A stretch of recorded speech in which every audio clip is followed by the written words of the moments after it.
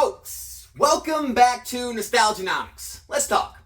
So it's no secret that the modern sealed market is seeing some massive moves, especially in Sword and Shield, Sun and Moon, and XY. And inevitably when anything like this happens, I get people reach out to me and ask me, Alex, is it time to sell? Should I dump my positions and realize my gains? Should I continue to hold?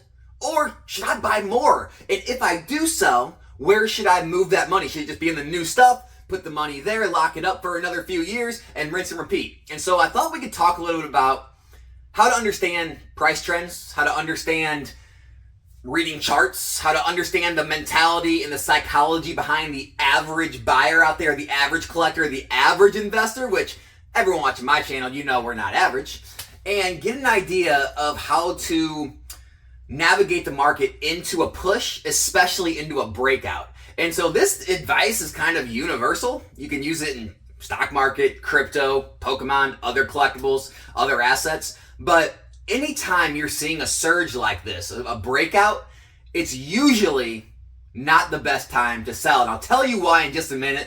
Before I do that though, gotta give a shout out to Arizona TCG. Guys, if you got slabs you're trying to get rid of, Arizona TCG will do all the work for you. You can consign them to them. They take all the PSA, BGS, and CGC slabs. They'll make you a professional listing with scanned photos, nice title, nice description. They'll deal with all the customers and they will take care of the shipping for you and then send you a check at the end. The great part about it ends up being about what eBay would have cost you to do it yourself anyway. They run all the auctions on their 10,000 items sold, 100% positive feedback with tons of followers eBay account. And so if you are looking to unload any of your slabs, you can let Arizona TCG do all the work for you. The link will be in the comment section and the description below. So anytime you're moving into a breakout, it's not usually the best time to sell. And you can see this across any market. Like I said, if you go look at stocks breaking out of their 1 year high or their all-time high or any kind of level they've been sitting at for a while, usually after a breakout, they run for a while. And the same thing goes with Pokemon. And I mean, in stocks, it's a little different, right? It has to do with, the earnings, has to do with the, if the CEOs and the leaders give good guidance on the future of the stock, what the analysts on Wall Street think, what the, economy looks like. There's a lot of different things that go into it, right? But with Pokemon, with sealed product, it's always getting more scarce, okay? And so every move up, just remember, there's less and less available than there was before. There's more that disappeared into people's permanent collections. And, this is the big part, every time there's a new price level and a new breakout, a lot of people bought at that price level. Meaning, they are not looking to sell right away. Unless, some kind of financial hardship comes up, something changes in their life and they want to dump all their Pokemon. They're not looking to sell, right? So if they bought in at, say Evolving Skies at $500 a box, they're not looking to sell usually at $550 or $600. And so what happened is everyone who held Evolving Skies or other boxes, I'm just taking Evolving Skies as a, scenario, everyone who bought at the, $90, $100 range or even the $150 range, even the $200 range, and they all sold out now that it's hitting the $400s and $500s, those people that they sold to, they're not going to want to sell for a while, okay? And eventually, all the people who made the money and are selling their product and dumping it at these prices are going to run out, okay? And we're not getting more products, so that's gone. There's less of it than there ever was. And so what's going to happen is all the boxes are going to make their way into either permanent collectors' hands or people's hands that maybe are investors or flippers, but they're going to be holding on to until they see enough gains. This is why you will see massive runs after things break out of a certain price range. Evolving Skies has been trading in the $400 to $500 price range for a while. Now it's finally breaking out. I wouldn't be surprised to see it run for a while. Now, price range, how long? Those answers can't be, given by me or anyone else. But I wouldn't be surprised to see it move in the 600s, 700s, 800s even. And again, time frame, don't know. Maybe this year, maybe next year. But the fact of the matter is, I don't see it either going stagnant or having a downturn with a lot of these boxes because they're all in the uptick, right? They're losing supply, they're gaining popularity, more and more people are talking about it. The more the prices rise, the more people do talk about it, right? And the demand continues to surge while the supply continues to decrease. Because of all those factors, that's why you have prices spike. It's not manipulation, right? It's not buyouts. It's the normal ebbs and flows of how these collectible markets work. And so, if you're asking me, right, like you all do, I mean, not all of you, but I get a lot of messages about this. Trust me, I spend a lot of time replying to you guys. No, I personally am not selling any of these Sword and Shield booster boxes, especially the alt art boxes. As alt arts continue to age and continue to, have that allure and that demand, that popularity continue to stay there, as the supply continues to go down, I see all those boxes continue to rise. And as these boxes push past their all-time highs, which Evolving Skies is doing, it seems like Fusion Strike and Chilling Reign are doing, Brilliant Stars is getting back up to its all-time high, Lost Origin and Silver Tempest aren't far off, I think Astral Radiance is hitting it.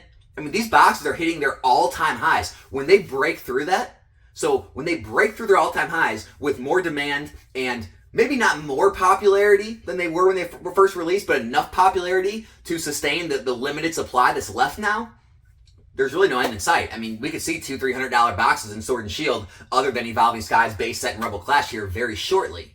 And like I said, a lot of people aren't going to be looking to dump them because anyone who's, kind of dumping right now are usually stores that still have stock, or people, flippers or investors who got in very low, $80, $90, $100 a box, right? Because anyone who bought in at $150, or buying right now, usually they're not going to flip when it's $160, $170, $180, even $200, unless, again, they're in some kind of financial hardship or they just need the money for something else. And so I don't really see a lot of selling pressure until we get into maybe those mid 200s on a lot of these boxes because the market sentiment is so strong on those sets. And so that's what I think about Sword and Shield. Scarlet and Violet, a lot of people ask, Alex, should I buy this? Should I invest in Paldean Fates? If you want to, but guys, all of this stuff, look, 99.9% chance none of this stuff's getting reprinted anymore, okay? On the flip side of that, there's a 99% chance that these Scarlet and Violet era sets are going to get reprinted, right? Like Paldean Fates or Pokemon 151. And so while it's not a terrible idea if you can get a crazy good price point to put it away, you're going to be sitting on, what's called dead money or, items that aren't going to rise very quickly. But if you get in at a low enough price point, that might be more important to you. But here's the reality, guys. We might see Paldean Fates ETB cases still selling at $400, maybe even $450 in like 2 years. I mean, that's just the reality of this. Like, it's not fast moving stuff. 151, maybe it moves faster. If they have a massive reprint of the ETBs and bundles, maybe UPCs, I'm speculating no, but I mean, that's going to drop the pack price. It's going to drop all the product prices. It's going to drop the single prices. So, with these newer stuff, if you are moving into them, the reason I caution people, even though I move into it, and people say, well, Alex, if you're buying that stuff, why shouldn't I? I have a long-term mindset. I'm used to sitting on things. I'm used to waiting. A lot of people need to get rich quick, right? They need instant gratification, instant appreciation. That's not what this brand new modern stuff is. It never has been, except with, the boom and some Sword and Shield stuff. But normally it takes a year and a half, 2, even 3 years to start seeing some appreciation. And so my goal always is to get the lowest price point. I'm not worried about the perfect timing. And so when I can pick up boxes at $75, $80, $85 a booster box, or I can pick up ETBs, specialty sets at like $30, $35, I'm okay moving into that, even though I know it's going to be dead stock for a while. It doesn't matter to me because I'm just focused on getting the best price point and seeing a good appreciation over time, and not worrying about trying to time the market as much. Now, if you're more worried about seeing, you don't want to have your money locked up too long, guys, I mean, maybe if they don't reprint Base Set and Paldea, and, it might be time to start moving in, but there's always a chance of reprints with new stuff. And a lot of that stuff still, it's not going to be this like to the moon overnight stuff. We might see those boxes get to 100, 110, 120 this year, but if you're really worried about, where I can put the money to see the quickest gains, and you don't really want to flip and do the grading game and buy out collections and break them down, you don't want to do all that, I'm thinking Sword and Shield. That's where I'd put my money if I wanted the quickest returns. I think every one of these, 6, 7, 8 Sword and Shield sets are all going to appreciate this year. That's my personal opinion. And I wouldn't be surprised if at least 3, maybe 4 of them are over $200 by the end of this year. Again, my prediction, not telling anyone to FOMO, right? I'm not trying to give you unrealistic expectations. That's just how I see it. From all the surging momentum that I see building up, from all the love and popularity it continues to get, while Scarlet and Violet is still kind of lackluster, everyone continues to go back. They want to open Sword and Shield. More and more of it's disappearing. They want to collect the alt arts because, now that they dropped They think it's their last chance. There's fewer and fewer boxes. A lot of the big stores and big sellers and big quantities are starting to disappear more and more.